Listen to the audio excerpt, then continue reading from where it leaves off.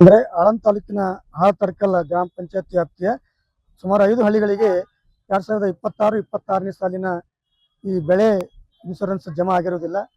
ಆದರೆ ಹೋದ ವರ್ಷ ಸರ್ಕಾರ ಈ ಅತಿವೃಷ್ಟಿಯಾಗಿ ಬಹಳಷ್ಟು ಬೆಳೆ ಹಾನಿಯಾಗಿದೆ ಅಂತೇಳಿ ಸಮೀಕ್ಷೆ ನಡೆಸಿ ಮಧ್ಯಂತರ ಪರಿಹಾರವನ್ನು ಕೊಟ್ಟಿದೆ.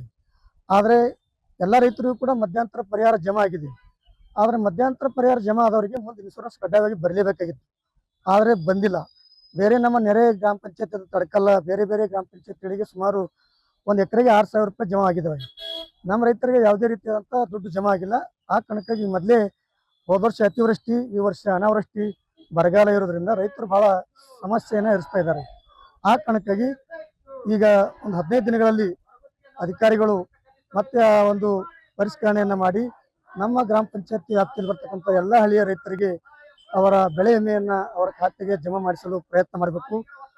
ಇದನ್ನ ಬಹಳ ತೀವ್ರವನ್ನು ಖಂಡಿಸ್ತೀವಿ. ಯಾಕಂದ್ರೆ ರೈತರ ವಿರುದ್ಧ ಮೋಸ ಮಾಡ್ತಕ್ಕಂಥದ್ದಾಗ್ಲಿ, ರೈತರ ವಿರುದ್ಧ ಅನ್ಯಾಯ ಮಾಡ್ತಕ್ಕಂಥದ್ದಾಗ್ಲಿ ನಮಗೆ ಸಹಿಸಿಕೊಳ್ಳಕ್ಕೆ ಸಾಧ್ಯನೇ ಇಲ್ಲ.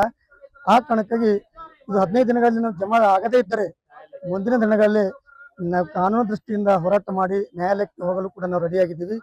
ಆ ಕಾರಣಕ್ಕಾಗಿ ರೈತರ ಹಿತದೃಷ್ಟಿಯಿಂದ ಈ ಒಂದು ಕಾರ್ಯವನ್ನ ಸರ್ಕಾರ ಮತ್ತು ಕೃಷಿ ಅಧಿಕಾರಿಗಳು ಎಲ್ಲರೂ ಕೂಡಿಕೊಂಡು ಸರಿಯಾದಂತಹ ಸಾಮಾಜಿಕ ನ್ಯಾಯವನ್ನ ಒದಗಿಸ್ತೀರಿ ಅಂತೇಳಿ ನಮ್ಮಲ್ಲಿ ವಿನಂತಿ ಮಾಡಿಕೊಳ್ತಾ ಇಲ್ಲಿಗೆ ನನ್ನ ಮಾತನ್ನು ಮುಗಿಸ್ತೀನಿ. ಜೈ ಹಿಂದ್.